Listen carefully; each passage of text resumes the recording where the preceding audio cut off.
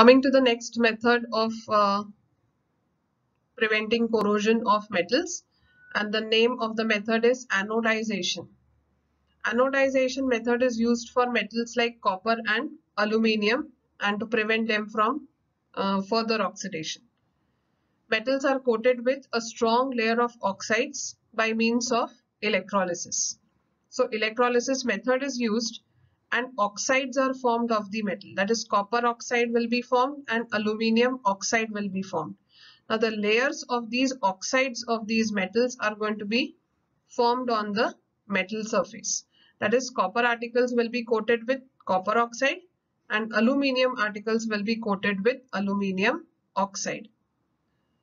Copper or aluminium article is used as anode. Dilute sulfuric acid is used as electrolyte. Now we will see what the arrangement needs to be done. Here you can see that there is a container. This container is given a lining here, and that lining is of graphite, and that is going to be acting as cathode. You can see that this lining in turn is connected to the negative terminal of the battery, so it is going to act as negative terminal. Copper or aluminium article, these are the three articles that they have shown, and these are in turn going to act as anode. The article that is to be anodized is acting as anode, and they are connected to the positive terminal of the battery. So this is what is the arrangement. Electrolyte is sulfuric acid, that is dilute, that is water is taken, but water by itself is a poor conductor. To make it conduct electricity, we are going to add a few drops of sulfuric acid. So this water undergoes splitting up when you pass electric current. When electrolysis is carried out, water splits up into hydroxyl ions and hydrogen ions. Hydroxyl ions, being negatively charged, migrate towards the positively charged electrode. The positively charged electrode is the article that we need to anodize. Now here this is the anode reaction. So this hydroxyl ions move towards the anode, release oxygen gas, water and electrons. So oxygen gas that is evolved here combines with the aluminium or copper articles. When they combine, they form copper oxide or aluminium oxide, and they go on forming a layer of their oxides over these articles. So a thick layer of aluminium oxide or copper oxide will be formed on these articles. Now this thick layer is going to prevent the metal from coming again in contact with air, water, etc. So the further oxidation is going to be prevented. So this is how the process takes place. I hope you have understood what is anodization. You have to remember for which metals it is done, then what is used as anode, then what is the electrolyte, and then what is the process that takes place. That is, a thick layer of oxides of the metals is going to be formed on it. Now this particular method of anodization over aluminium is done very extensively.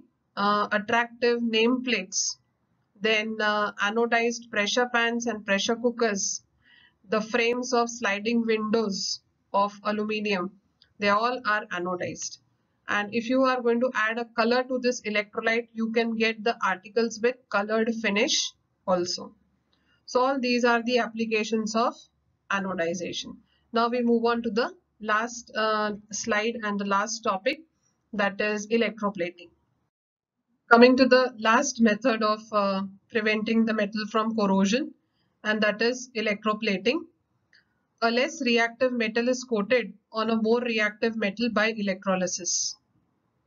Example, silver plated spoons, gold plated ornaments. Let us try to understand the process of electroplating using an example here. Here you have a beaker. In that you have taken an electrolyte. Again, cathode anode you have got, cell is there. Now what will you use as your cathode and what will be your anode?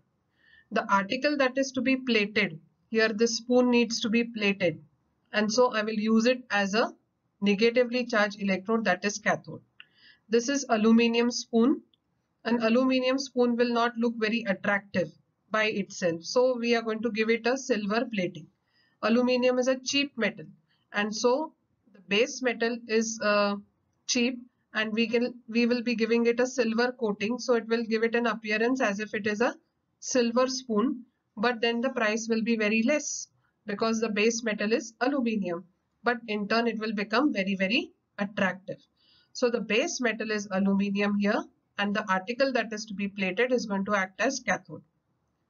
The metal whose coating you want to give should be the anode. Here silver, because we are giving it a silver coating, the anode will be made out of silver. So it is positive terminal here, negative terminal is here. Now the electrolyte is also very particular. You must have the cations of the same metal whose plating you have to give. Cations are positively charged ions. So the electrolyte must contain cations of the metal that is to be plated. Here silver. So I will use silver nitrate as my electrolyte. I hope you have understood this. That is, the electrolyte needs to be very specific. It must have the cations of the metal that is to be plated. So silver plating is to be done. So I will need an electrolyte which will give me cations of silver. So I will use silver nitrate, that is AgNO3, as my electrolyte. Now when I pass electric current, silver ions will be formed. This is pure silver. Atoms are present here. The atoms lose one electron to form silver ions.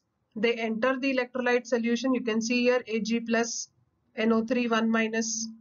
So Ag plus ions are formed. These ions move towards the cathode, that is the aluminium spoon. After going here, they accept back one electron. On accepting back one electron, they again get converted to the silver atoms and they get deposited over the spoon. So this is how we are going to get the deposition of silver over an aluminium spoon. So once again, silver is going to lose atoms from here, electrons from here. After losing electrons, silver forms silver ions, that is Ag1 plus. These ions start moving towards the negatively charged electrode, that is aluminium spoon. After reaching the cathode, they accept back the electron. On accepting back the electron, they again get converted to silver atom and get deposited over the silver spoon. So this process goes on continuously and the spoon gets covered with silver and it gives it a silver appearance. So these are in the various methods through which we can prevent the corrosion of various metals. And with this, we even come to the end of the lesson. We have covered all topics. Read the lesson thoroughly, and if you have doubts, as usual, you can write them and clarify in the live session. So start preparing for your exam also, and best of luck, and we will meet soon with another lesson. Thank you.